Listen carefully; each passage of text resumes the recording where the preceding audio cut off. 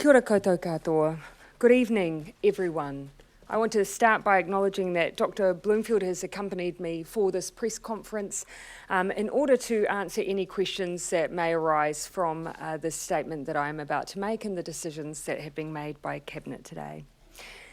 It has been 53 hours since we moved Auckland into COVID Alert Level 3 and the rest of New Zealand to Level 2. This afternoon, Cabinet met to receive the latest information and advice from the Ministry of Health and to discuss next steps in our resurgence response plan, a plan with the primary purpose of restoring our Level 1 freedoms as quickly as possible. We have made a good start on that plan. This is what we know about the new infection in New Zealand. We have identified 29 cases. At this stage, all remain linked to one cluster centred in Auckland. One other case that is likely linked to the cluster is still being investigated. We have undertaken more than 30,000 tests in the last 48 hours. 38 people linked to the cluster are now in government-managed quarantine as a precautionary measure. There are signs we have found this outbreak relatively early in its life. While the first case we identified tested positive this Tuesday, extensive testing and contact tracing has since determined that the earliest case we have found to date was a worker at the Americold Cool Store in Mount Wellington who became sick on approximately the 31st of July. This may not yet be the origin of the outbreak, but on the information we have to date, it's the earliest sign of the re-emergence of the virus.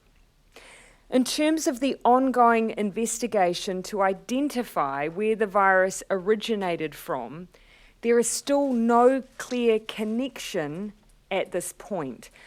Contact tracing and genomic testing has not found a link to the border or managed isolation and quarantine facilities at this stage.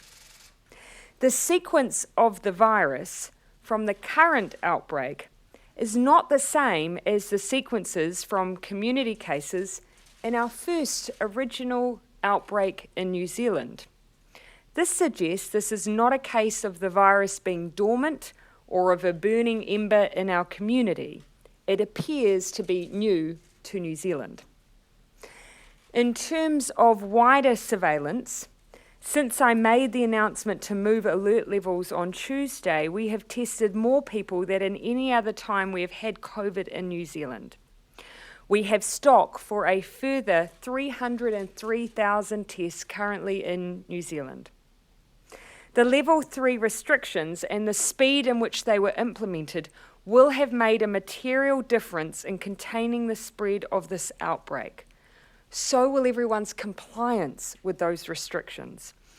Auckland travel data yesterday, the first full day of Level 3, shows a 60% reduction in travel compared with the last 3 Thursdays, which is even less travel than at Level 3 last time, which just demonstrates the incredible job that Aucklanders are currently doing. This is also what we know.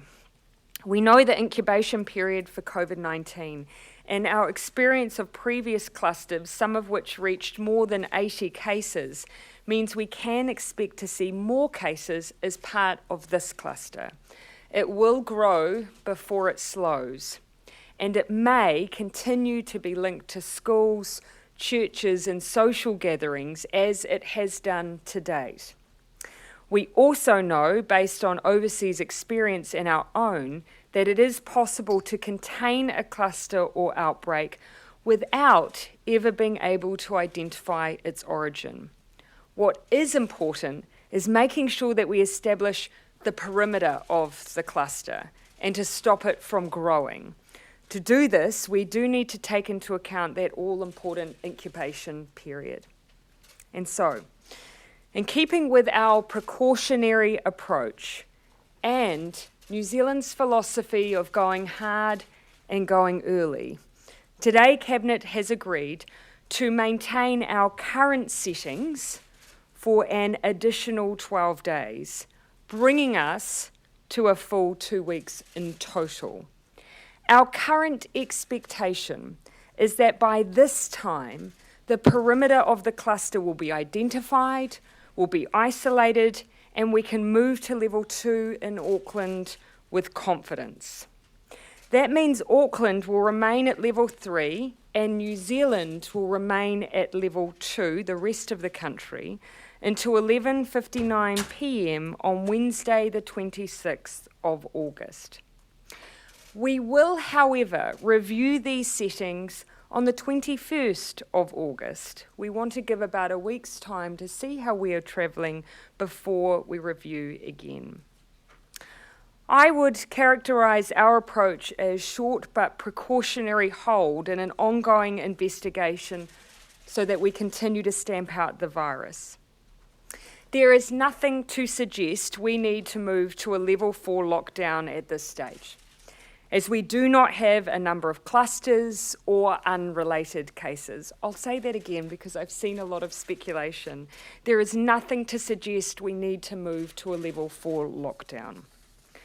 Cabinet also does not want Auckland to be in level 3 any longer than is needed to ensure the outbreak is managed. Our intention is that Auckland and New Zealand will quickly move back down through alert levels if we continue on this track.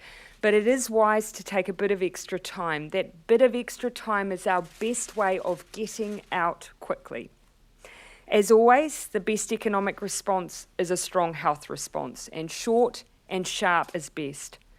Lifting restrictions now and seeing a potential explosion in cases is the worst thing we could do for Auckland and the New Zealand economy. At the same time, level 3 does allow us to continue with more activity than a full level 4 lockdown, and I do think that's important to remember.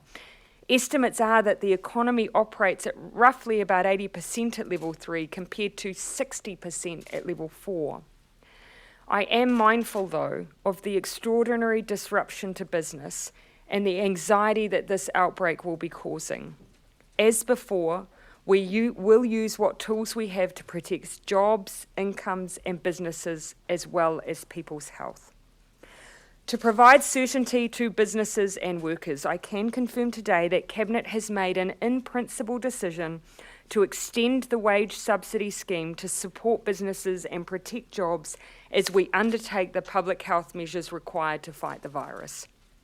Finance Minister Grant Robertson will be working through the final details with officials and Minister Cipollone over the weekend.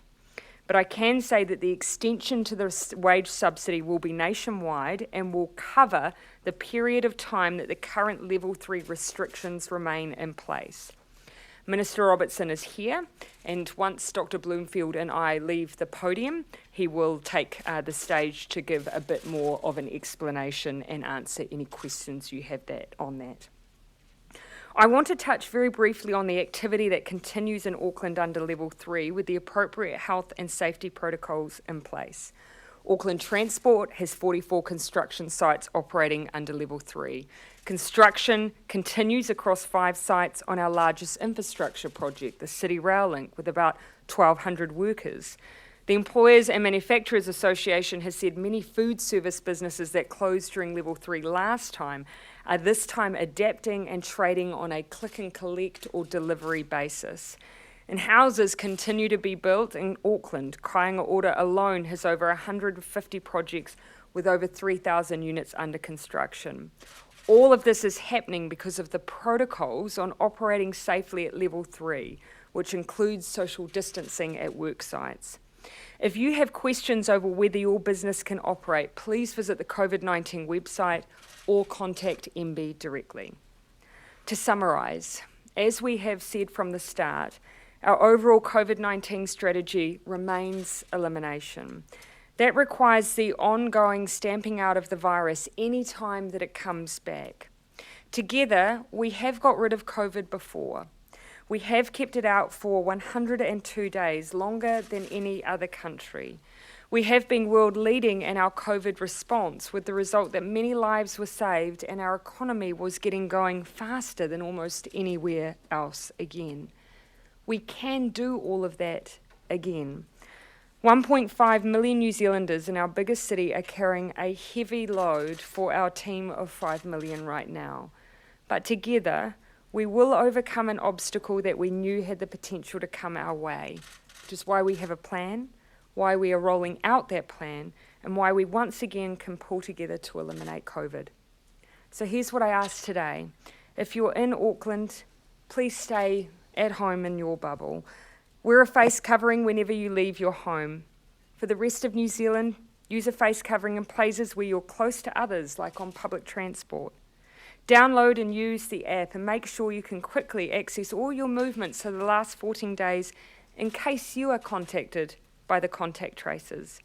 Businesses, please put up your COVID tracer QR code posters. And everyone, wash your hands. Stay home if you're sick.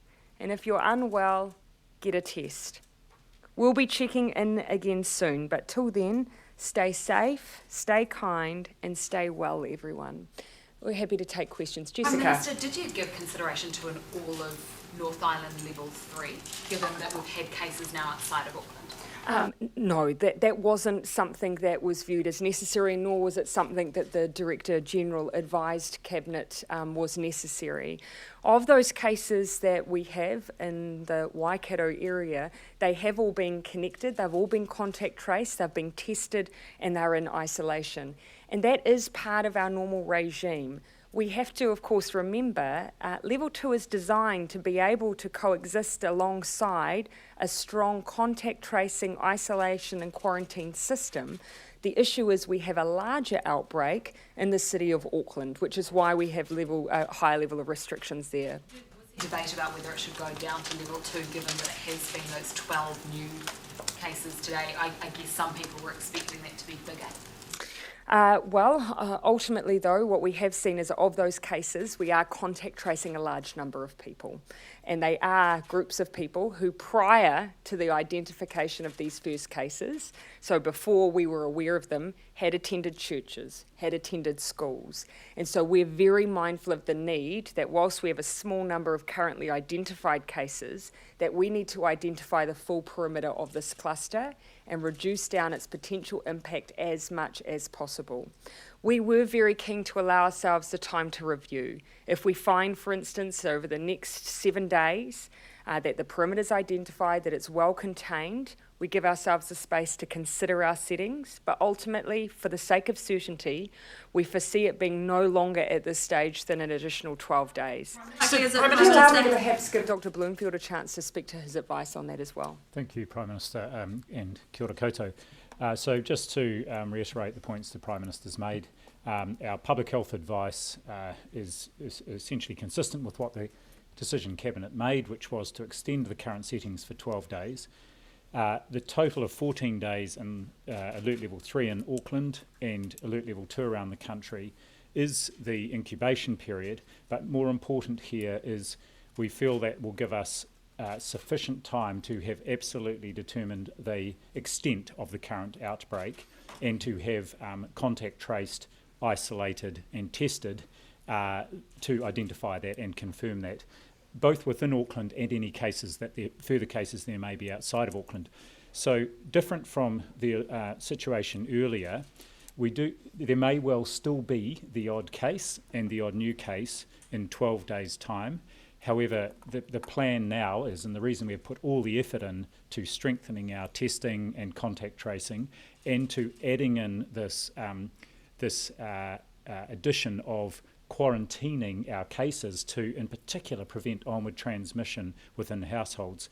The reason we've boosted all that is that we can contact trace and test and isolate our way through this outbreak.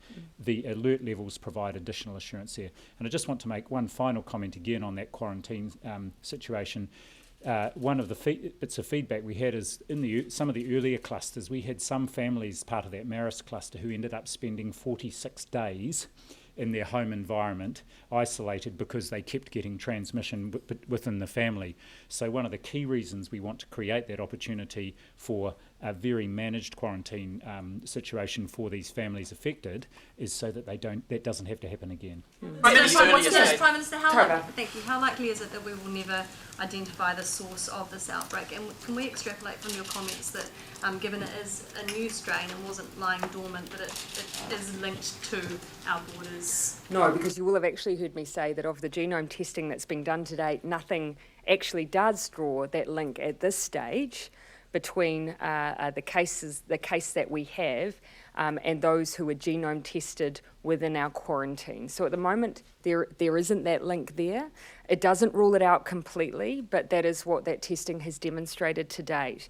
Source. Yeah, and so this is, we've had a number of theories that we've continued to try and chase down and that we will continue to pursue.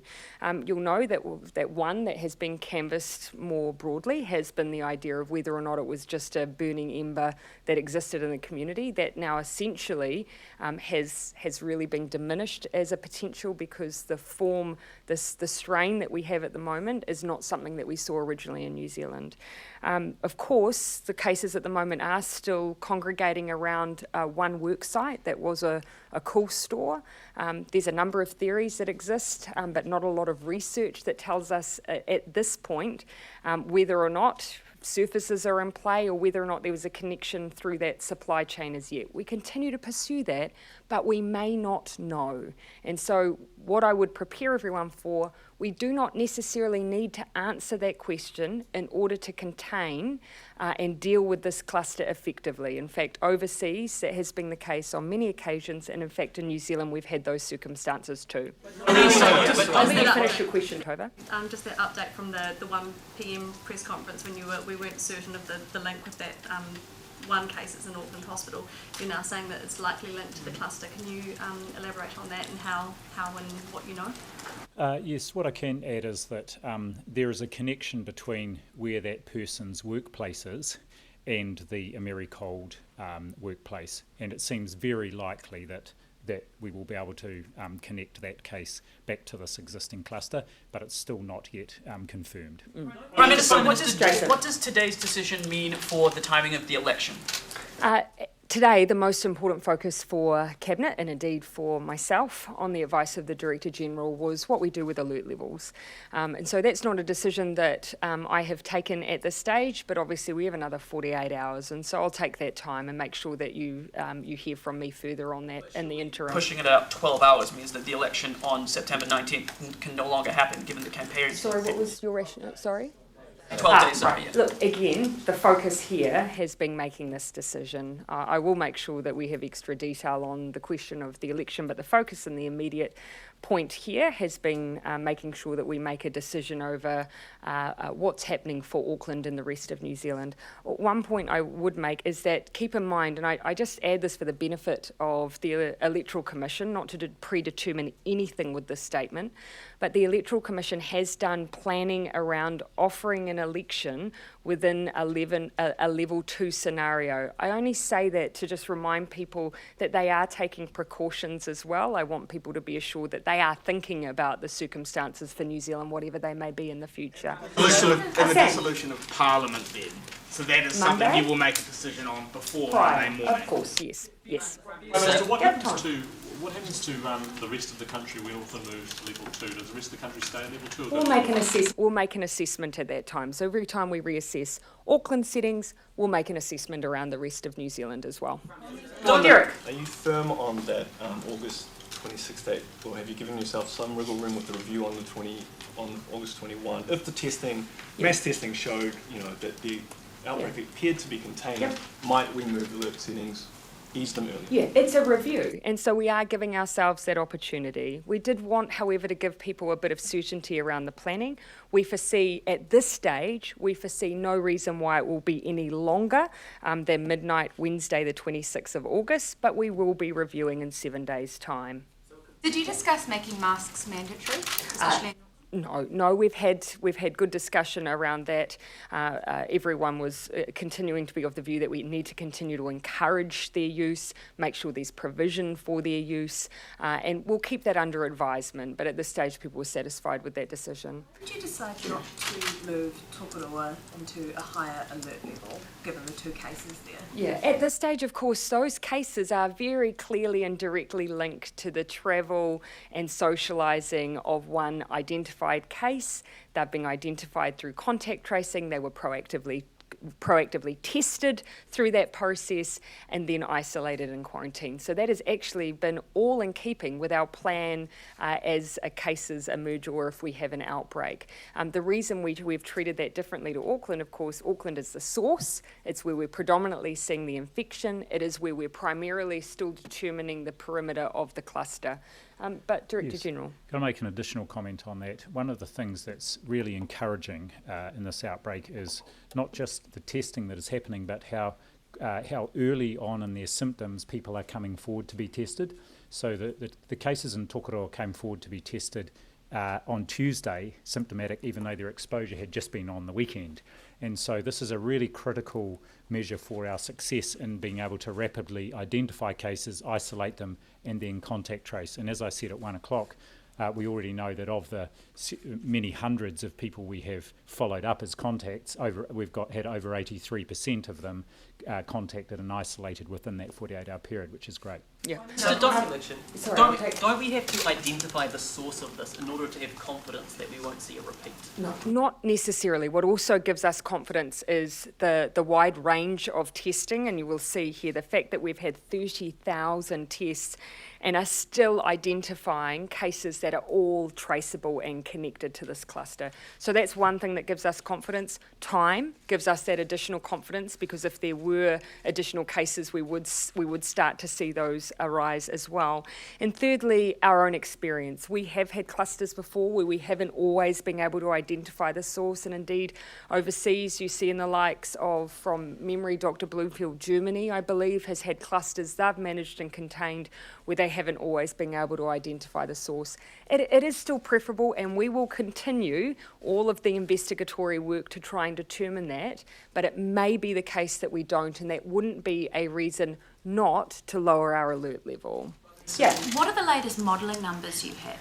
Well, actually, the most recent conversation I've had with those who have been talking to our modellers is that clusters aren't actually an easy thing or something you can successfully model, because everything is unique to that cluster. It's when you have wider outbreaks and multiple clusters that the modelling's more accurate. So the caution I've been given is that modelling is unlikely to be able to predict what we would see here. We can rely, however, on past clusters just to get a sense of how they tend to behave and the scale of them. And we have seen in New Zealand clusters that can get up to the 80, 100 mark. Is that a fair reflection, Dr. Bloomfield? On the election question, yes. One of the options obviously you have available to you is just to leave it to the Electoral Commission, Yep. because they have the powers to defer. Would that be a prudent course of action, given that would take the politics out of it? Yeah, look, again, as I say, the most important, and I think it's not an unfair statement, the most important thing for Cabinet, and indeed myself today, because that is where the decision over the election date at the moment falls. You're right to say that down the track it would fall to the Electoral Commission.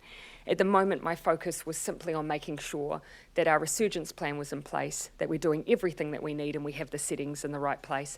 I've got another 48 hours, I'm going to use it, and I'll come back on the question of the election. Sorry to interrupt you. Go ahead. Who will you bring into your confidence? Who will you consult with over the election day?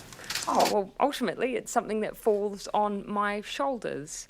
I am aware, though, of the Electoral Commission's view and all of the issues they have to factor in. It's one of the reasons I did highlight that they have done preparatory work around the different settings New Zealand might be in. But I did make sure that I was briefed by them in that regard yesterday afternoon, so that I can factor all of that in my thinking. Brett? Just in terms of the difficulty with the modelling, but Yes. do you then have milestones, though, that you can look at in terms of working out whether this particular cluster is coming under control, where you feel comfortable about dropping down the levels? Yes. I'll let Dr. Bloomfield, because he has to use that information to give advice to us. Yeah, so I think the critical thing is the pattern of the spread that we see over the next, and the cases we see over the next 7 to 12 days, and the sort of settings they are occurring in. So partly it's about the number, and also whether there is geographical containment, and or whether those cases and or their close contacts have been in settings where there could have been further spread, like churches or schools and so on. We've seen that already.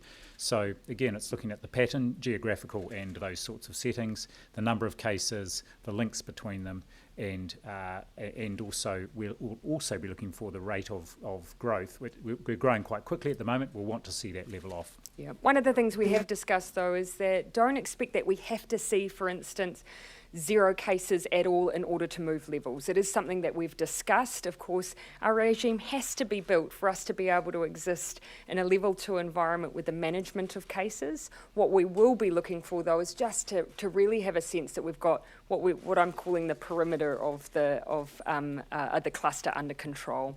I'll come to Jackson. Prime Minister, it's obviously still early days, but all of the cases except the one still under investigation can be linked to the same cluster. Have we dodged a bullet here? It is heartening to see at this stage that linkage between all of those cases. We don't want to get ahead of ourselves. We've always taken a precautionary approach, because if you make a wrong move with COVID, we can see very easily the long-term impact of that, and particularly in terms of how long, as a consequence of the wrong move, you can spend with restrictions. And Australia, has demonstrated that to us. So we are looking at the experience of others and making our decisions.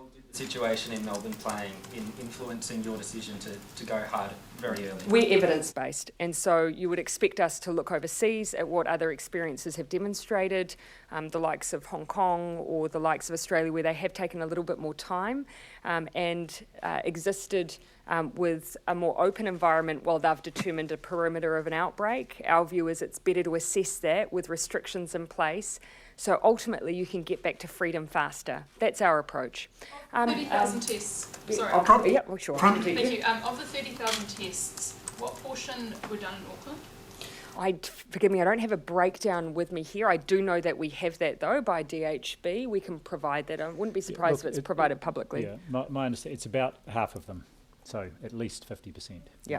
After the 1 p.m. update, were you provided details of further testing results, or are you still relying We're sticking to the 1 p.m. Sticking to the 1 p.m. Further positive? I would say that there's, again, the pattern that we're describing here has not changed. On the wage... So the pattern of the cluster has not changed. Yeah. On the move to a level 4, what are the criteria or the thresholds we should watch for if we need to go? A good question. Nothing obviously that we're seeing here, but you'll remember that the criteria for level 4 is, multiple outbreaks, multiple scenes of community transmission, just a much larger scale than what we're dealing with here. Yeah. Just on the extension of... Does this set a precedent? So. Just on the extension. Just on the extension of the wage subsidy scheme, have you got any indication about how much extra that's going to cost? I don't want to steal the thunder of the Minister of Finance, who will take the podium immediately after we've completed questions. But remember, we do have an underspend currently for the second extension. We had an estimate that it would be roughly 2.6 to 3.9 billion in terms of the drawdown on that. It's actually come in closer to 2. So there is already an appropriation that we can draw on for a wage subsidy extension. But with a third of the population now in much more severe restrictions for a much longer time, could New Zealand still consider itself a team of 5 million? Yes. Not everyone in a team is on the field at the same time. And, some of us currently are on the sidelines really rooting for those who are experiencing those that level of restriction. And that's why I just asked the rest of the team to be really supportive, just to be mindful of that. If you know people in Auckland, particularly if you know people who are isolated, do reach out to them. Level 3 is not the same as level 4, though. We have a much higher rate of economic activity, much more people who are safely in the workplace, but that doesn't mean that there won't be people experiencing loneliness, anxiety and hardship. So we do need to make sure we look after each other. Does this set a precedent here so that people can understand how future decisions will be made? So if 4 cases show up in Dunedin next week, could they anticipate 2 weeks of level 3? No, not necessarily. And of course, we still apply to these decisions the framework for our levels, and they have a description over under what circumstances we would move either regions or the country. And so again, what's happened in the Waikato fits with level 2. We know that they're linked, they're contained, they're isolated. It's a similar scenario, a cluster, what appears to be an outbreak, an unknown outbreak, beginning of another cluster in Dunedin in a week's time. Should they expect to move to level 3 immediately? Again, very much depending on the scenario, because at the moment what we have is we don't have the beginning of the chain, which creates much more uncertainty.